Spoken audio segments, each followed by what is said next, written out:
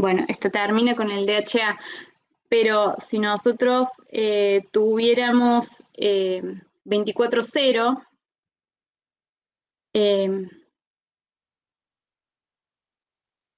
probablemente saldría antes. No quiero complicarlos con eso, pero es necesario tener, cuando nosotros tenemos muestras complejas con un alto grado de insaturación, ¿sí? Contar con los patrones, ¿sí? Entonces, ahora ustedes ya saben los ácidos grasos que esperan en su muestra y ya saben cómo construir un método para hacer el análisis cualitativo, es decir, identificar, ¿sí? Porque tienen una ampolla que la van a inyectar y que van a salir los picos de cada uno de esos ácidos grasos. Además, esto viene con esta lista, así ustedes, y viene con un cromatograma, ¿sí? Ya hecho. Entonces, ustedes cuando inyectan esto en su cromatógrafo, lo comparan con el cromatograma que trae en la cajita y ahí identifican cada uno de los picos. Hacen las diluciones seriadas, diluyendo la ampolla, ¿sí? Y a su vez le pueden poner la misma cantidad de C17. Fíjense que la ampolla tiene heptadecanoico, pero si ustedes le ponen más, ya después cuando hacen los cálculos, se lo vamos a hacer la clase que viene, pueden calcular perfectamente las relaciones de área y peso, ¿sí?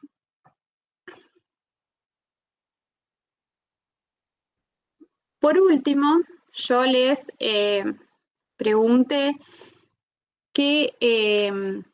bueno, ¿qué diferencias suponían que ustedes podían encontrar en la composición química de los aceites de pescado? En los que buscaron ustedes, ¿cuáles eran las diferencias que encontraron entre el salmón ese que me dijeron y otros peces que no me acuerdo los nombres? ¿Cuál era el que a su criterio iba a ser el mejor para fabricar los suplementos nutricionales?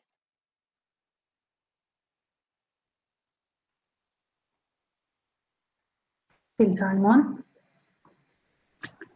El salmón, eso fue lo que, sí, en este caso sí, pero en los que encontraron ustedes, ¿cuáles eran las diferencias y cuál era el mejor a su criterio? Sí, nosotros también vimos que el salmón era el mejor. Por el. Lo que pasa es que yo, profe, los grafiquitos, o sea, ¿cómo decir? Los porcentajes o valores que encontré en internet, no sé si son valores reales, o sea, no sé. Como que no sabes si esa información es confiable. Claro, eso. Está bien. Que... No, está bien, lo vale porque es para hacer el ejercicio, ¿sí? Obvio que en internet uno lo que hay de todo, o sea, a veces encuentras cosas confiables y hay veces que no, pero por eso Sí, está bueno tener una base, o sea, para fijarse todo en una misma base. Eso es como lo ideal, ¿sí? Yo lo que les quise hacer acá es, con esta tabla que vimos al principio, esta tabla que por ahí abruma mucho y son como bastante aburridas de ver las tablas, especialmente por alguien que no es científico o que no está acostumbrado a ver este tipo de información, lo mejor es hacer gráficos, ¿sí? Entonces, el primer gráfico que se vuelca de la tabla es un gráfico así, por ejemplo, de barras, que también es bastante ilegible, ¿sí? Por más de que tenemos aquí las especies de pescado, es difícil de entender. Entonces, lo ideal es como uno por ahí tratando de querer abarcar mucho, la embarras más. Entonces, para presentar otra parte muy importante que tiene es el análisis de datos, ¿sí? Uno tiene que tratar de resumir los resultados y presentarlo de la mejor manera.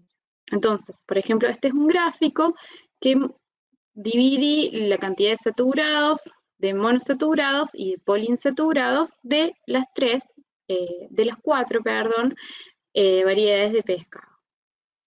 Y Por último, hice otro gráfico con el EPA y el DHA, con EPA y DHA y DPA, que en realidad son los de interés por la persona que lleva el servicio a nuestro laboratorio.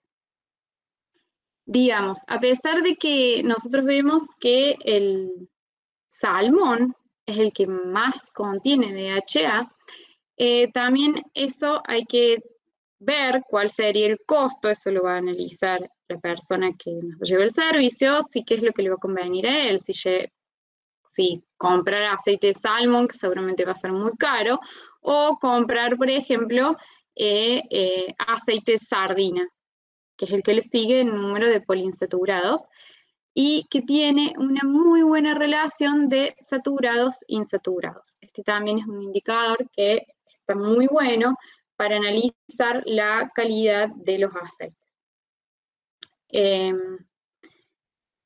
Esto sería de modo de cierre, digamos, del primer ejercicio. No sé si vos, Rubén, querés aportar otra cosa. No, está muy bueno, creo que la información es muy completa, es un lujo realmente. Creo que han recorrido desde cromatografía, preparación de estrés metílico, hasta información nutricional de aceite de pescado. Ahí ustedes pueden ver, chicos, que a medida que van aprendiendo y van avanzando, vamos cruzando información que viene, información previa y también información transversal, que se van a ir dando en materias que vamos cursando simultáneamente, como por ejemplo, en fundamentos de alimentos, que seguramente en algún momento van a hablar de lípidos, y cuando hablen de lípidos van a hablar de los ácidos grasos. También vieron algo de ácidos grasos en química orgánica, en química biológica. Y bueno, esto ustedes están estudiando en la carrera de alimentos, o sea que tienen que entender claramente lo que es un omega 3, lo que es un omega 6, lo que es un omega 9. No es lo mismo un omega 3 de plantas, de aceites vegetales, que los omega 3 de acá de productos animales, o marinos en este caso particular, en donde ustedes pueden ver que son ácidos grasos muy insaturados, de cadena muy larga, son realmente ácidos grasos, por decirlo de alguna manera, raros, y que son nutricionalmente muy importantes. Entonces, aprovechen esta posibilidad que tienen de ir aprendiendo, no solo las técnicas químicas, sino también de otras cuestiones que tienen que ver con los alimentos, la parte nutricional, etcétera, etcétera. Pero muy lindo el ejercicio, estuvo muy bueno, y bueno, aprovechen a preguntar todo lo que quieran, porque es una oportunidad de aprender. Yo, Claudia, ahora me tengo que ir a las 3:30, así Sí. que no creo que esté para el segundo ejercicio. Bueno, no hay problema, Rubén. Continúen. Dale. Profe, para la obtención de omega 6, ¿se utilizan algas y eso? Porque estaba leyendo también. Bueno, sí, se cultivan algas, eso también es algo súper novedoso. Viste que ahora están muy de moda los suplementos. El aceite de pescado, eso también como que les quedaría, esto es todo anecdótico. Ustedes vieron que en las dietéticas, en realidad el aceite de pescado que es más conocido es el hígado de bacalao, no es el aceite de salmón, ¿sí? Eso está relacionado con el costo que tiene el aceite de salmón y con la disponibilidad y el precio que tiene cultivar el salmón. Con respecto a las algas, sí se cultivan algas para extraer sus ácidos grasos. Es una fuente muy barata de ácidos grasos, el alga, pero digamos, eso es algo que se está poniendo a punto. Yo en una oportunidad, ya hace varios años, fui a trabajar en un laboratorio. Cuando hacía mi doctorado, fui a trabajar en un laboratorio en Estados Unidos y uno de mis compañeros casualmente hacía eso. Sí, estaba desarrollando un procedimiento de cultivo de algas para la extracción de ácidos grasos. Sí, sí. Así que bueno, Bien.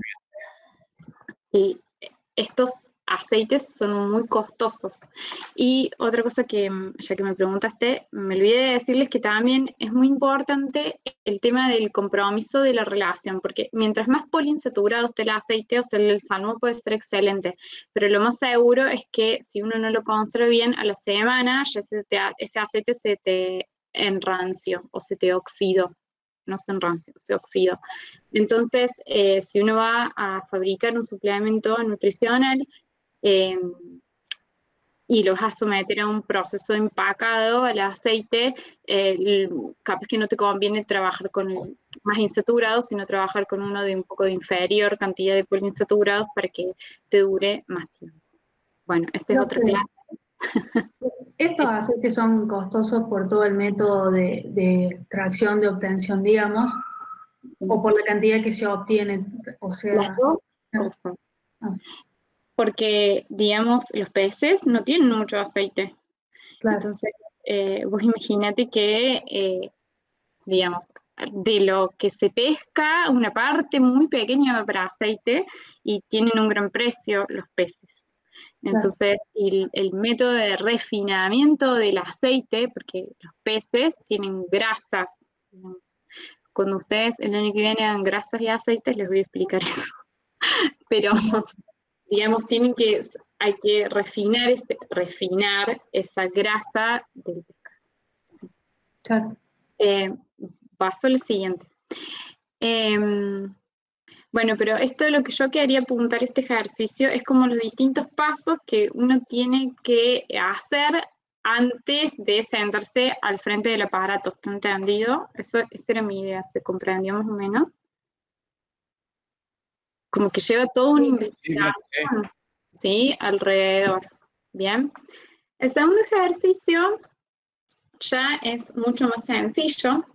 Yo les di una planilla re grande, ¿sí? Con un montón de números y que en realidad lo único que les hacía falta a ustedes era esto. No pongo, alcanzan a ver, chicos, no le pongo compartir porque después me cuesta mucho sacarlo y ir hacia el Meet. Sí, se ve bien. Bien, lo único que tenemos que hacer era plotear, digamos, la concentración en microgramos por gramos y las cuentas electrónicas, ¿sí? Recuerden ustedes que las cuentas electrónicas es el área que hay debajo de cada uno de los picos. Con eso ustedes construyen las curvas, ¿sí? Eso por un lado. Por otro lado, yo les di una salida cromatográfica, armé una tabla con la salida cromatográfica con distintos tiempos de retención. Si ustedes se fijan, yo les había puesto, te voy a buscar porque no lo puse, a ver, vamos a hacer así.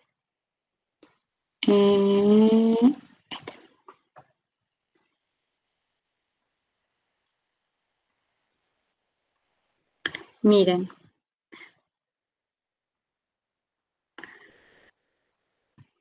Fíjense que yo les había puesto, ¿se ve esta tabla? La de los datos. Sí, profe. Bien, fíjense que yo les había puesto distintos tiempos de retención y acá arriba yo les puse el tiempo de retención del hexanal y del heptanal. Eso le caben como dos análisis. Por un lado, que cuando nosotros tenemos las salidas, ¿sí?, del cromatógrafo gaseoso del HPLC o de cromatógrafo gaseoso del HPLC, tanto de feed o de UV del HPLC o de las masas del CG, los tiempos de retenciones no son siempre los mismos, ¿sí? Entonces, ustedes tienen que acostumbrarse que este compuesto que está alrededor de los 434, pero a veces salió el 429, otra vez salió el 43, otro el 432, es el mismo compuesto, ¿sí? Se trata exactamente del mismo compuesto. Estas son el tratamiento 1 en el día 7, en el 14, en el 21, en el 28, en el 35, el tratamiento 2 en el día 7, 14, 21, 28, 35 y el 3. Así para los compuestos estos, para los picos. Entonces, estos cromatogramas tendrían 3 picos. Uno que sale al 430, otro que sale al minuto 6, alrededor del minuto 6, y otro que sale alrededor del minuto 9, ¿sí? Y yo acá les puse que tengo los estándares externos de hexanal y de heptanal, ¿sí? ¿Cuál de estos dos compuestos es el que está presente en mi muestra? ¿El hexanal? El hexanal, ¿sí? O sea que el único que yo puedo cuantificar es hexanal. ¿Se entiende? Este compuesto X yo no lo puedo cuantificar porque no tengo estándar externo para cuantificarlo, ¿sí?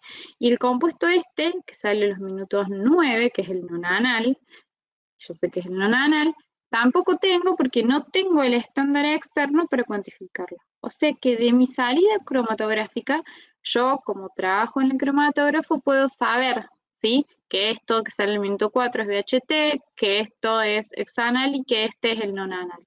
Pero en realidad el único estándar disponible es el hexanal, así que el único que voy a cuantificar en gramos o en miligramos por mililitro va a ser el hexanal. ¿Se entendió eso?